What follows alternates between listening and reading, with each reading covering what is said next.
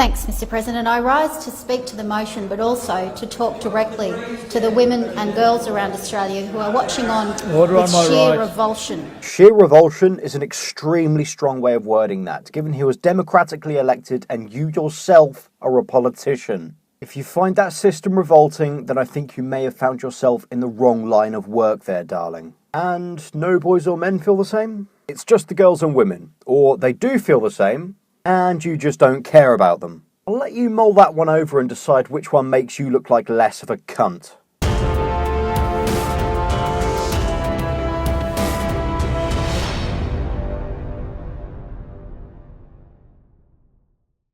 At the election of Donald Trump to the White House, who are wondering how on earth a man caught on tape bragging about sexual assault can ascend to the highest office in the world. Alright, Toots, let me just stop you there because you've obviously gotten that pretty little head of yours confused. It wasn't bragging about sexual assault. It's a rumour that's spread like wildfire by people as thick as yourself who haven't actually watched the footage. You're a star, they let you do it.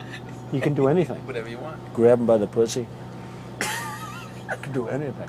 What he's saying is, if you're a celebrity, some women will let you do whatever you want to them, including, as he said, grabbing them by the pussy. You're a star, they let you do it.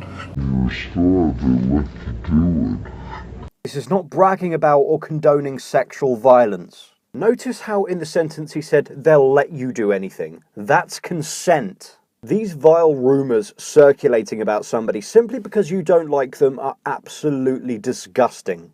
And quite frankly, I would call on you to resign from your position in government, but as you're in the Green Party, you have pretty much no power anyway. And I want to say to them that I share what they're feeling. I too worry about what sort of future awaits my daughter and all of our children.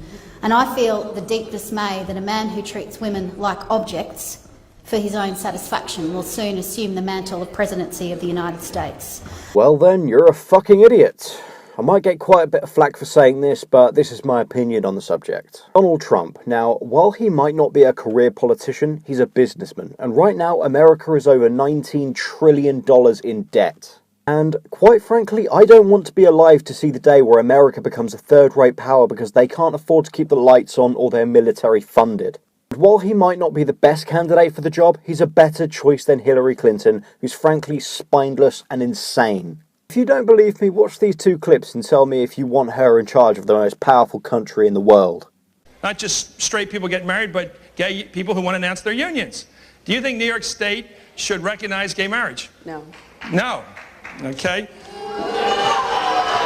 A little over a year ago in Geneva, I told the nations of the world that gay rights are human rights, and human rights are gay rights, and that the United States would be a leader in defending those rights. Now, I'm not saying you're not allowed to change your mind on certain issues, but considering this is something that you'd expect to be morally ingrained in someone, you're either for it or you're against it. And this is just one example of why I think she's not just unstable, but has no moral compass of her own to lead a nation. But please, tell me again why Trump is the bad choice, because he's a bit of a womanizer. And I feel the fear about what this will mean for women who are already facing structural discrimination, who are already facing controls on their right to choose, and who are already facing the everyday risks of being subjected to sexual harassment and assault. You really think having a president of the US you find objectionable will change that? Might I remind you that you're Australian? You can't go and blame your own incompetence on the leader of an entirely different country. I mean, fair enough, you're part of the Green Party, so you're about as useful as a pub inside a mosque, but you can't go around blaming your incompetence because democracy didn't go the way you want.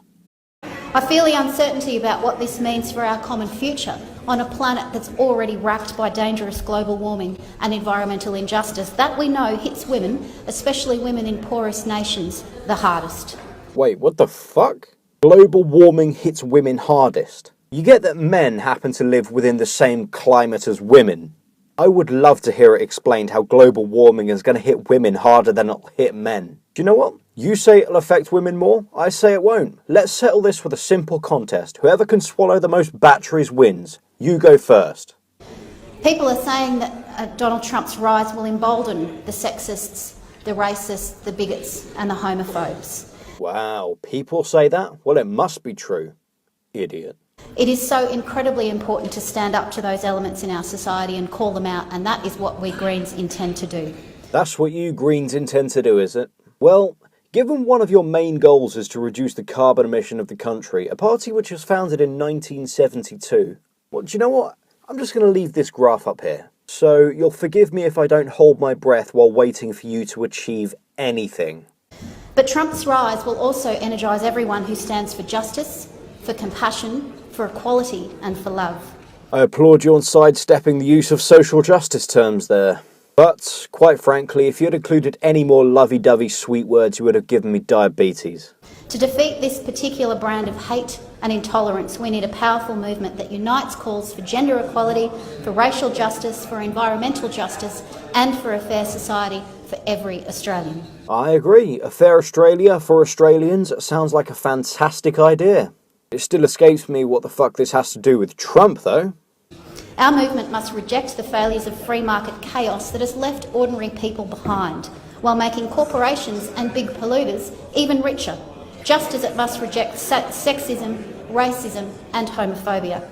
How on earth did you work racism, sexism and homophobia into talking about free markets? And no, you're wrong. I looked you up and I'm not entirely sure what professor you slept with to get the degrees you hold, but there is a big difference between free market capitalism and corporatism. And the fact you can't seem to grasp this makes me think you should be cleaning windows rather than attempting to use that brain of yours. I'm going to cut her video off here because there's only so much hippie bullshit I can take before I start wanting to set fires to add to the pollution out of spite.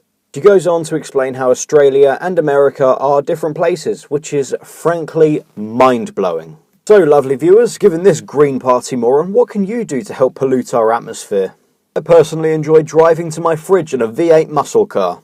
I'll put the answers that make me laugh the most at the end of my next video, and as always, thank you for your time.